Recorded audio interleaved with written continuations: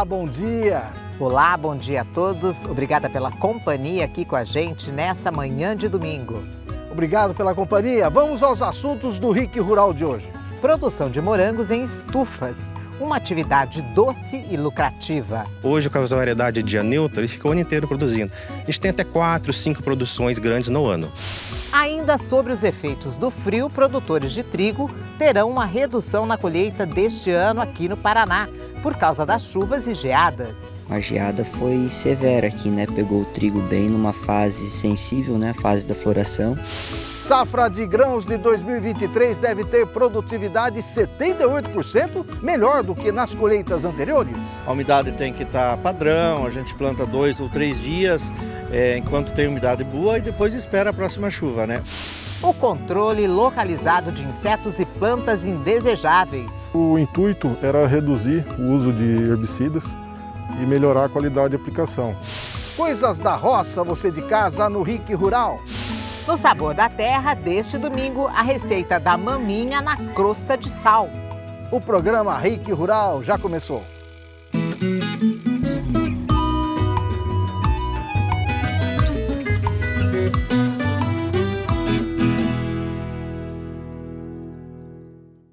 O Paraná é o terceiro maior produtor de morangos do país, com 30 mil toneladas da fruta por ano. Em Londrina, no norte do estado, tem gente trocando o cultivo de hortaliças pela fruta. Pois é, quem mostra pra gente essa situação é a Juliana Takaoka, com imagens de Alexandre Oshima.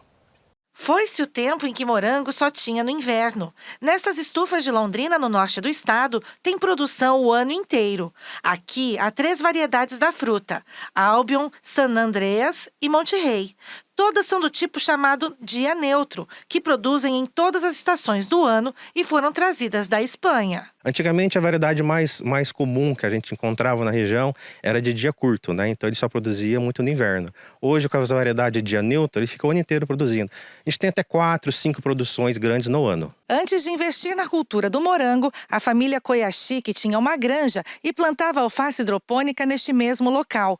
O alto custo de produção da verdura fez com que os Koyashiki buscassem outras alternativas e o morango foi a melhor opção. O alface ele tinha um custo muito alto de energia, né?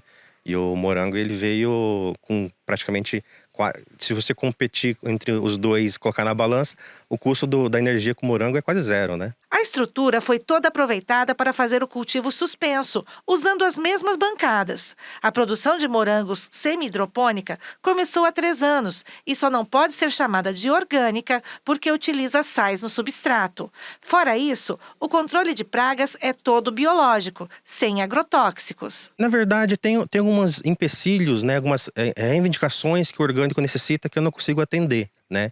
Que hoje que é a irrigação, né? A gente usa de fertirrigação, usa sais, né? Que são os nutrientes e ele acabaria não possibilitando por causa disso. Um dos diferenciais da produção dos Koyashiki é o sabor mais adocicado dos morangos. E não tem segredo. A logística favorece o momento em que é feita a colheita. Ponto de Brix, de doçura do morango, vai depender do ponto de colheita. Claro que a variedade interfere muito no sabor, tudo, né?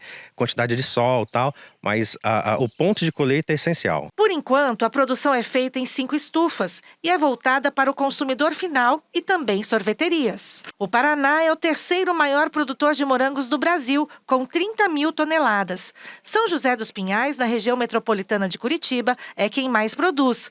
Mas Jabuti, no norte pioneiro, tem o título de capital estadual do morango. A família Koyashiki ainda é nova no cultivo da fruta, mas tem grandes expectativas. Temos projeto aí para ano que vem para aumentar mais 2 estufas. Atualmente estamos com 5, para ano que vem para aumentar para 7. Bom, e vamos aos preços agrícolas. O café em coco R$ 19,50 o quilo. O café beneficiado R$ 1.200 a saca, média estadual. O arroz R$ 95,00 a saca em Paranavaí e Umuarama. O feijão carioca R$ 260,00 a saca, média estadual. E o feijão preto R$ 190,00 a saca, também média estadual. Nós vamos para um rápido intervalo e voltamos mostrando os prejuízos causados pelas chuvas e geadas no trigo. Safra de grãos 2023 deve ter produtividade 78% melhor que nas colheitas anteriores. Ainda hoje a receita da maminha na crosta de sal grosso no sabor da terra.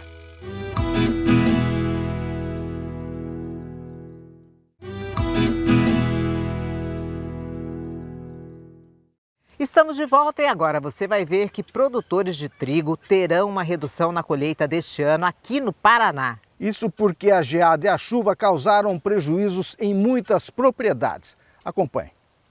O Diandro plantou trigo em 70 alqueires no mês de junho em Cascavel, mas em uma parte da área, a geada de agosto acabou queimando as plantas que estavam na floração. A colheita seria neste mês, mas nos últimos dias a chuva apareceu e não vai ser possível tirar nada do que está no campo. A geada foi severa aqui, né? Pegou o trigo bem numa fase sensível, né? Fase da floração.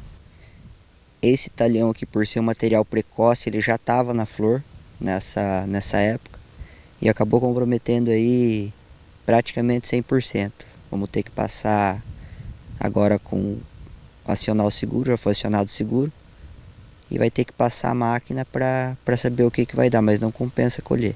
De acordo com o engenheiro agrônomo, o Brasil já depende da importação do trigo argentino e quando a produção interna fica comprometida, o preço aumenta.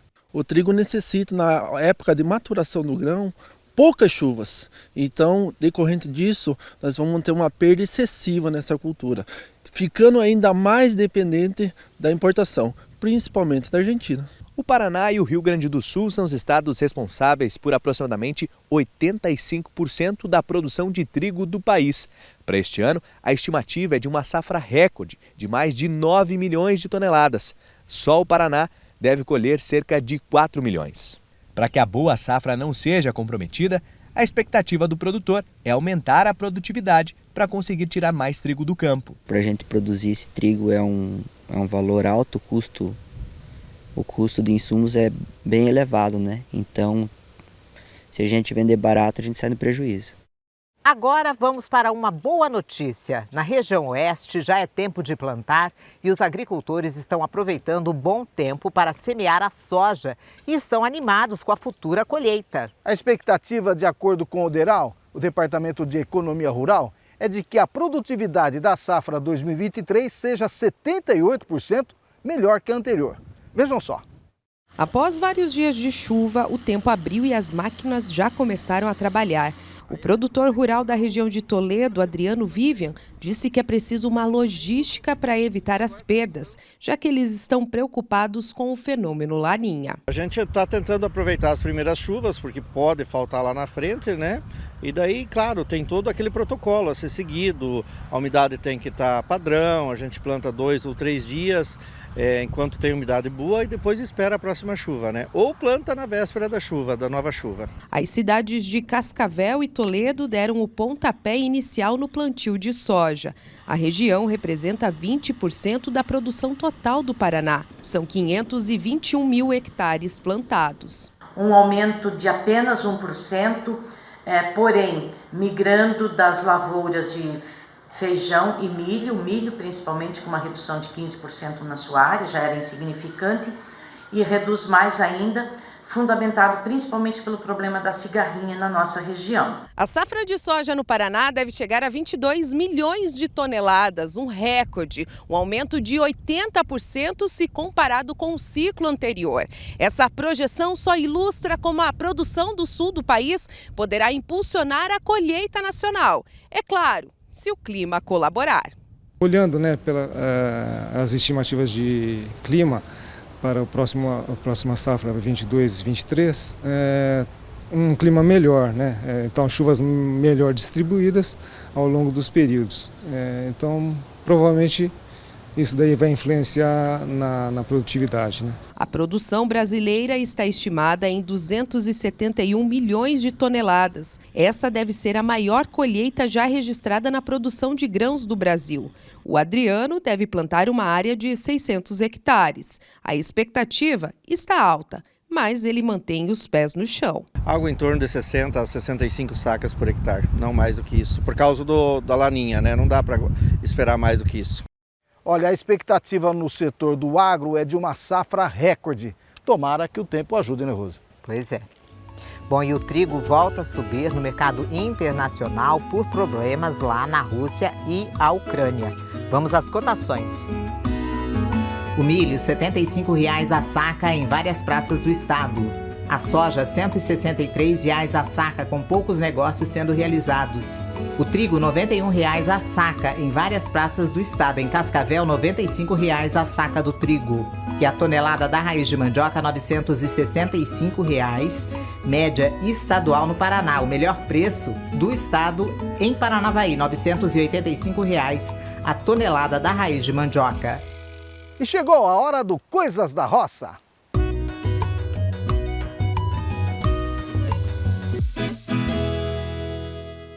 E o quadro Coisas da Roça de hoje começa com esse belíssimo pôr do sol em Iataju, São Paulo. Quem fez o registro foi a Rosana Sete. Ela está às margens da cabeceira do rio Tietê. A Marta Frauzino de Marialva disse que gostaria de compartilhar com a gente a foto da orquídea que ela cultiva em casa. Ela disse também que a flor tem mais de 52 botões. A Juice Kocinski, de Irati, nos enviou imagens da chácara da avó Zoe. A Andréa Zimmermann, de Vila Nova, distrito de Toledo, disse que ela e a família assistem o programa RIC Rural todos os domingos. E enviou pra gente a imagem da sua filha de 5 anos, a pequena Isabela, que adora cuidar dos cabritinhos. Já o Silvio Rodrigues, de Araucária, registrou a colheita de laranja no quintal da casa dele. Algumas frutas chegam a pesar mais de meio quilo. A Regina, de 4 Barras, aqui do Paraná mesmo, registrou os canarinhos de final de tarde.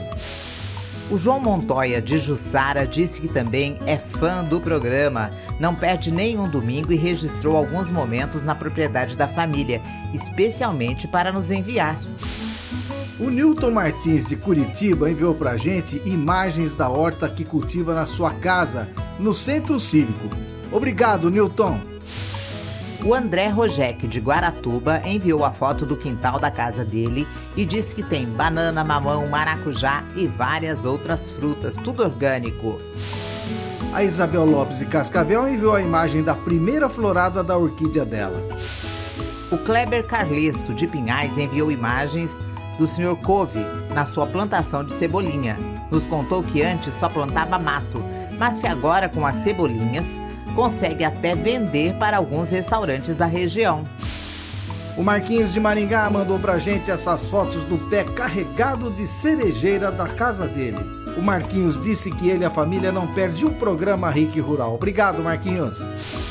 E vamos encerrar o quadro de hoje com essa belíssima imagem do bolo de abacaxi que a Claudimara Cavalcante, de Almirante Tamandaré, nos enviou.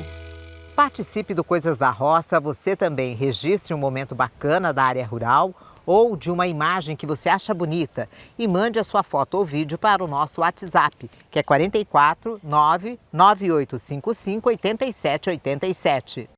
E lembre de fazer o registro com o celular deitado na horizontal, tá bom? A gente está te esperando. E olha, uma observação aqui, tem muita gente perguntando que mandou as fotografias e não está aparecendo no RIC Rural, no Coisas da Roça. É porque tem muita gente mandando e a gente está obedecendo a sequência da chegada dos registros, tá bom? O seu vai chegar também. Pois é, não desiste não, gente. Vai mandando aí que conforme os programas vão sendo passados, nós vamos colocar a sua foto. Nós vamos para mais um rápido intervalo e voltamos com o controle localizado de insetos e plantas indesejáveis com a agricultura de precisão.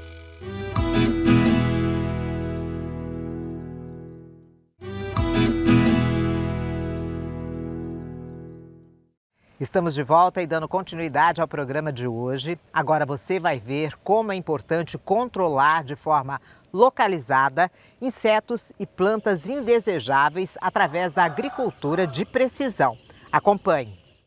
A presença de plantas e insetos indesejados nas lavouras existe desde o início da agricultura e com o surgimento das primeiras moléculas de herbicidas na segunda metade do século passado, a aplicação de defensivos passou a ser uma prática tradicional na agricultura mundial. Atualmente, segundo o DERAL, Departamento de Economia Rural da Secretaria de Agricultura do Estado do Paraná, os defensivos agrícolas representam 11% dos custos totais de produção e 30% dos custos de insumos. Por uma questão de tecnologia, até o momento o padrão de aplicação de defensivos é em área total. Mas alguns fatores, como necessidade de redução de custos e consequente aumento de lucratividade e pressões públicas pela diminuição do uso indiscriminado desses produtos, estão fazendo com que o controle de plantas e insetos indesejados comece a ser visto de uma forma diferente, ou seja, aplicação somente onde está o problema e não mais em área total. Para entendermos as vantagens e como funcionam as tecnologias que permitem a aplicação localizada de defensivos agrícolas, viemos até a Embrapa Soja em Londrina conversar com o pesquisador Samuel Roja, que cita alguns fatores que mostram vantagens dessa técnica. O primeiro fator, talvez o principal deles, é a disponibilidade de máquinas. Então, a crescente oferta de máquinas que fazem essa aplicação de forma localizada e também de tecnologias que permitem gerar mapas da lavoura, né, que dêem um diagnóstico mais detalhado da situação da lavoura em relação a pragas, plantas daninhas e outros fatores, são os principais fatores que estão permitindo que isso aconteça. Além disso, tem que considerar que o produtor ele é tomador de preço, né, de insumos e também do valor final da produção, coisas que ele não controla. Então, o que ele pode controlar é como ele faz essa produção, como ele maneja suas lavouras, seus sistemas, e cada vez mais ele tem percebido essa ferramenta com a possibilidade exatamente de redução de custos. E uma outra questão é a questão ambiental. A sociedade, de um modo geral, tem feito uma pressão comercial, uma pressão de consumidor, para se reduzir, né, o uso de agrotóxicos, preferindo produtos com menos uso de agrotóxico. E a aplicação localizada de defensivos, ela permite exatamente isso. Proteger a lavoura, não deixar perder a produção, mas com uso racional desses agrotóxicos. E onde entra a agricultura de precisão nisso? Bem, a agricultura de precisão, ela vem trazer exatamente essa contribuição de conhecimento, de máquinas, e também, conforme vai se estruturando o manejo fitossanitário, os pesquisadores, o próprio agricultor, vai gerando padrões próprios, né, e que se aplicam e que são apropriados, que ao longo do tempo vão se demonstrando apropriados para se fazer um manejo fitossanitário usando agricultura de precisão, recursos de agricultura de precisão. Você, pesquisador, estuda sobre esse assunto. O que já podemos dizer através dos resultados dos seus estudos, das suas pesquisas, sobre esse assunto? Bem, a gente já fez alguns estudos na área de manejo de percevejos em soja, que é uma das principais pragas na cultura da soja. O que a gente percebeu foi a possibilidade de redução de custos, né, pelo menor uso de inseticidas para manejo de percevejo, a manutenção da produtividade. Então você conseguiu uma produtividade boa, mas com um menor uso de inseticida, né? Então se economizou bastante aí o uso de inseticida, fazendo a aplicação apenas onde a praga estava presente. E o outro aspecto que a gente percebeu é a qualidade dessa produção. Onde foi feito o manejo localizado, a gente teve uma produção de melhor qualidade. Então, menor número de grãos picados, menor número de grãos avariados, grãos xoxos, que em alguns casos representam desconto para o produtor na hora dele vender a produção dele na cooperativa, na cerealista, enfim. Para o pesquisador da Embrapa, o produtor encontra no mercado opções que possibilitam a adoção de manejo localizado para o combate de pragas e plantas indesejáveis. Já existe, é certo que precisa aumentar a escala, aumentar o número e a disponibilidade, então já existem desde pulverizadores que fazem esse controle localizado, e que é capaz de ler mapas de aplicação, mapas temáticos, né, de distribuição do alvo no campo. Por outro lado, também existem ferramentas que facilitam a coleta de dados para a geração desses mapas, mas ainda assim se tem como viável até mesmo a amostragem manual. Ele faz lá a amostragem de pragas, a quantificação de plantas daninhas, insere num aplicativo, né, já tem aplicativos muito amigáveis para isso. Você insere aquela informação, ele já o referencia, depois no processamento posterior dessa informação ela vai gerar um mapa que pode ser carregado então para o pulverizador fazer a aplicação localizada. Você, como pesquisador, o que você acredita ser o futuro dessa tecnologia? Bem, o que a gente vê hoje como a principal limitante e que o que resume os esforços imediatos é exatamente o desenvolvimento de mecanismos para a coleta de informação. Essa informação seria quanto de praga que tem, onde que ela está, como é que ela está avançando ao longo dos dias. Outra coisa importante a respeito do futuro, né, da utilização da agricultura de precisão para o manejo fitossanitário é o uso do controle biológico. A agricultura de precisão, a aplicação de forma localizada de um agente de controle biológico na lavoura, ela permite que o agricultor proteja a sua lavoura. Então, no trabalho que nós desenvolvemos, por exemplo, nós geramos mapas semanalmente de uma lavoura atacada por percevejo. Logo nas primeiras infestações, a gente teve um mapa de onde a praga estava presente e ali fez a liberação de um parasitoide, né? Esse parasitoide ele parasita o ovo do percevejo e aí ele desenvolve seu controle. Tem uma vantagem de custo, mas também tem uma vantagem ecológica e que às vezes acaba sendo lógica, porque o parasitoide ele não voa a grandes distâncias, então não faz sentido aplicar esse parasitoide na área total, na lavoura toda, porque se o percevejo está localizado em algumas partes da lavoura, faz mais sentido aplicar ele de forma localizada. Também a gente visualiza para o futuro, né, outras técnicas de aplicação que se complementem à pulverização tratorizada, por exemplo. Quando a gente gera um mapa de agricultura de precisão da distribuição da praga na lavoura, a gente tem regiões muito específicas ou muito pequenas, né, que às vezes não é viável, né, não é muito viável você deslocar um trator até aquele ponto para fazer a pulverização num ponto muito específico.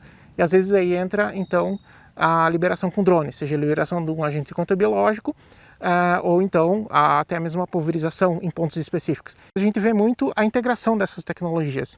Da conversa com o pesquisador da Embrapa Soja de Londrina, fomos até Santa Mariana, na fazenda Cabreúva, para conversar com o Lucas, engenheiro agrônomo e administrador da fazenda, que está fazendo o uso da aplicação localizada de herbicidas para controle de plantas indesejadas. Esse campo que a gente está aqui foi tratado com essa técnica. E a gente vê que é uma lavoura bem estabelecida, limpa, e que dá indícios aí de que teremos aqui uma boa produtividade. Ô Lucas, o que levou vocês a adotarem essa técnica de aplicação de herbicida de uma forma localizada? O intuito era reduzir o uso de herbicidas e melhorar a qualidade de aplicação. Por se tratar de uma catação na área, a gente não haveria necessidade de fazer o talhão por completo e acabaria jogando produto fora, aí, um custo desnecessário para controlar uma pequena quantidade de plantas daninhas. Ô Lucas, e como é que você faz esse gerenciamento através da agricultura de precisão aqui na Cabreúva? Ele se inicia na colheita, através do mapa de produtividade que a máquina gera. Depois disso a gente coleta o solo nos pontos onde tivemos alguma mancha, produtividade inferior ou até superior para entender o que está acontecendo.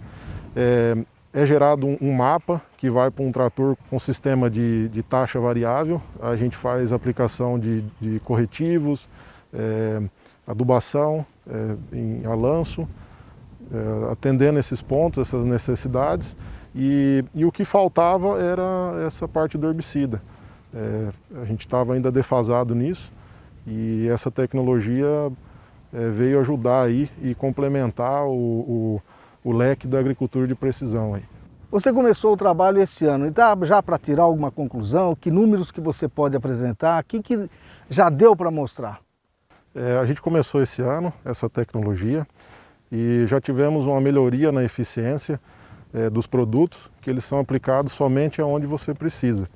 Isso diminui o risco ambiental, contaminação, e evita a criação de resistência por plantas daninhas. Nessa área teste, nós tivemos aí uma redução de 60% do uso de herbicidas. O futuro, ela veio para ficar, tem a somar aí o produtor. A gente consegue tomar decisões aí baseadas não somente numa ferramenta, mas sim num conjunto de informações que são coletadas, avaliadas e auxiliam na tomada de decisão do planejamento, né, na adubação, posicionamento de variedades, população de semente. Como a gente já tem mapa de colheita que mostra os rendimentos, onde a gente tem as melhores produtividades, com essa tecnologia eu vejo uma integração entre essas imagens de satélite com o pulverizador, que vai proporcionar uma melhoria no manejo de herbicidas e químicos e um uso mais correto e consciente. Teu parque de máquinas ele está totalmente voltado para a agricultura de precisão, a propriedade também, com antena, com torre RPK. Que resumo você faria com a adoção dessa tecnologia do antes dela e depois dela aqui na fazenda? Hoje, com essa tecnologia de RTK, se torna muito viável você agregar mais tecnologias que proporcionem rendimento operacional, qualidade de aplicação, plantio, colheita. É uma união de fatores que com certeza vai trazer muito resultado. Já está tendo? Já estamos tendo. Quer dizer, um investimento que se paga? Se paga, com toda certeza.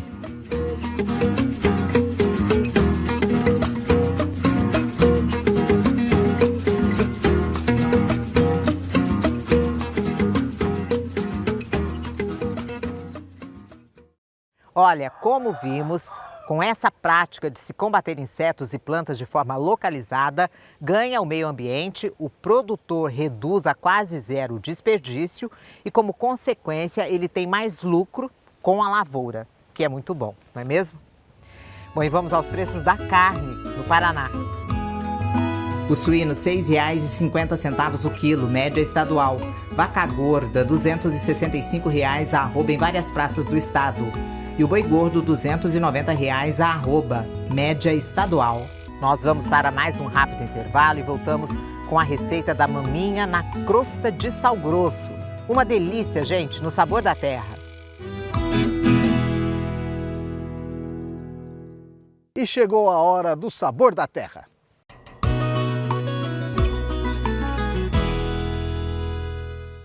Bom, gente, mais uma receita especial para esse domingo. Tô aqui com o Patrick, o nosso chefe Patrick. Tudo bom, né? Tudo bom, Rose. E ele vai preparar pra gente uma maminha. Hoje é uma maminha com crosta de sal. Crosta de sal. Gente, maminha assada todo mundo gosta e fica super macia. E na crosta de sal deve ficar uma delícia. Fica, ela retém o líquido da carne e fica muito macia e saborosa. Nós vamos amassar ela no forno. Isso mesmo. Tá. Como que é o preparo, o Patrick? Bem Rose, rapidinho? É bem prático essa receita, tá? Nós vamos pegar essa forma aqui, vamos fazer uma cama de sal. Já na forma? Já na forma. Aqui nós temos 1,5 kg de sal, tá? Às vezes não é nem necessário todo esse sal. Eu vou fazer uma cama para maminha. Esse tanto aqui.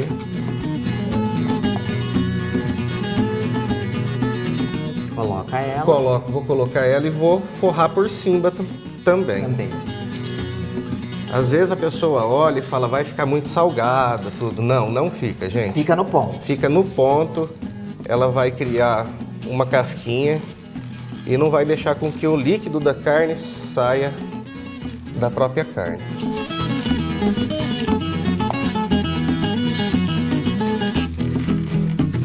Da mesma forma, nós vamos colocar umas batatas rústicas para servir de acompanhamento com a carne. Tá. Essa batata você cortou ao meio? Eu cortei ela ao meio, sal, azeite e eu coloquei páprica defumada. Sem cozinhar, viu, gente? Sem a batata, cozinhar. Sem cozinhar. Rose, agora eu vou colocar a maminha com as batatas no forno pré-aquecido a 220 graus. Por 45 minutos, mais ou menos. Ok. Bom, Patrick, nossa carne está assando. E agora? E agora nós vamos fazer um molhinho oriental, bem simples também, rapidinho, pra gente acompanhar com essa carne. Tá, quem quer, quem gosta, né, gente? É muito fácil de fazer. É muito fácil de fazer, né? Rapidinho. Então vamos lá. Tá. Aqui nós temos... Aqui eu vou ter o pimentão, um pimentão pequeno, um amarelo, um vermelho, uma cebola e 4 dentes de alho. Tá, lembrando, gente, que esse pimentão aqui é um pimentão delicioso, né? O vermelho e o amarelo. Ele não é forte, né? Isso mesmo. E depois que ele vai pro fogo, ele fica bem adocicado. Certo. Tá? Aqui nós temos shoyu. O shoyu fica a gosto, mas eu tenho 50 ml de shoyu aqui mais ou menos. Eu tenho um vinho tinto seco, 100 ml e o azeite. Azeite, tá. Isso e aqui mesmo. Cebolinha. Aqui a cebolinha. Depois nós vamos pôr esse daqui na panela, dar uma fritada nele e bater tudo no liquidificador. Vamos pro fogo então, né? Vamos. Bom, Rose, eu deixei a panela esquentar um pouco, certo? E a ordem é colocar os legumes primeiro. Ô Rose, eu coloquei os legumes na panela, mas não mexi, certo? Porque eu quero eles tostados. Se eu mexer, ele vai acabar soltando água. Esperei uns 3 minutinhos, agora eu vou dar uma mexida nos legumes.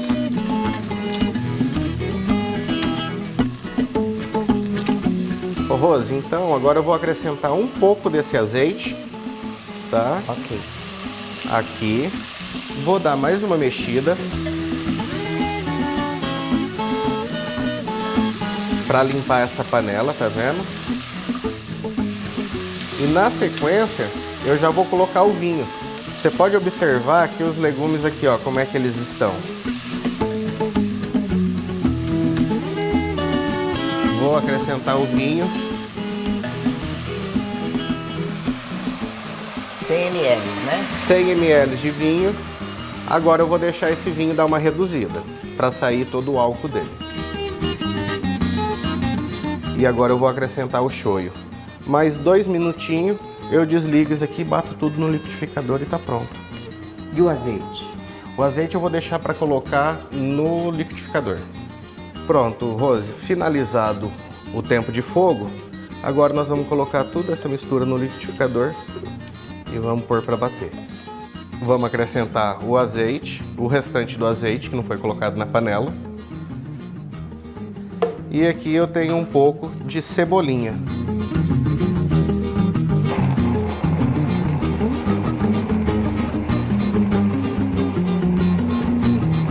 Tá pronto o nosso molho.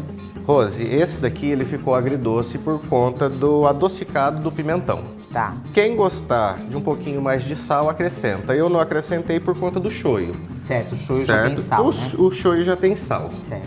Tá. E quem quiser doce também, põe um pouquinho. Coloca um pouquinho de açúcar. A textura também, eu acho que ela tá perfeita pra carne.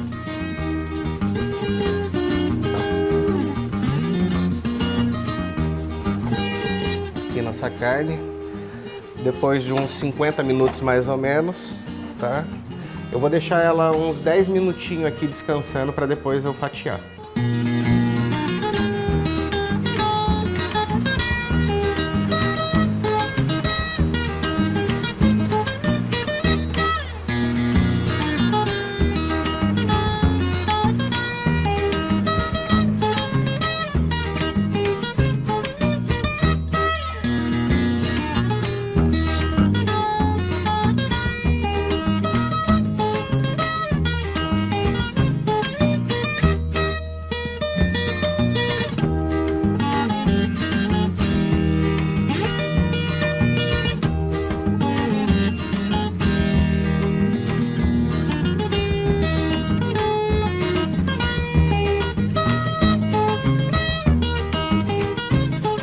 Bom, gente, vocês viram que a nossa carne, ó, cortou, não ficou sangrando, não perdeu, né? Não perdeu o suco dela. Suco dela. Isso. E agora nós vamos experimentar. Vamos. O Patrick já colocou aqui um molhinho por cima, super macia. Tá bem macia, né? Nossa. Que delícia, Patrick. E você viu esse molhinho também? A carne bem macia, não perdeu a suculência. Não está salgada. Deliciosa. Uma delícia, batata suculenta, né? Meu Deus do céu. muito bom mesmo, Patrick. Mais uma vez, obrigada. Eu que agradeço, tá? Rose. Adoro vir gravar com você. Que bom, eu também. Muito obrigado, uma delícia. Gente, espero que vocês de casa tenham gostado, façam. Faz essa maminha aí pro seu marido, viu, produtora? É muito rápido, né? Muito rápido, ele vai adorar, ele vai te agradecer. Vai, com certeza. Obrigado. Obrigada.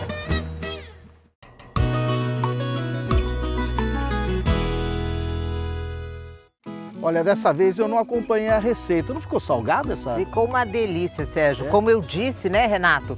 Você perdeu. É mesmo? O Renato é nosso cinegrafista que não perde uma receita, ele está aqui aqui com a gente também. Bom, essa receita e as reportagens mostradas aqui no RIC Rural você encontra lá no nosso canal no YouTube, youtube.com/RIC Rural. Se inscreva no nosso canal no YouTube e não se esqueça de clicar no sininho para ficar sempre atualizado. E você que acompanha o RIC Rural no YouTube, pode nos seguir também no Instagram. Lá, além de saber mais sobre a gente, vamos postar a sua foto ou vídeo do Coisas da Roça. O nosso Instagram é Sérgio e Rose. E tem também o Instagram do RIC Rural, viu? Você acompanha notícias do agro e mais sobre o programa. Segue a gente lá também no @RIC Rural. Bom, o programa hoje vai ficando por aqui. Eu queria mandar um abraço para o seu Francisco Alves Xavier, do sítio Santo Antônio, Estrada Pinguim, em Floresta.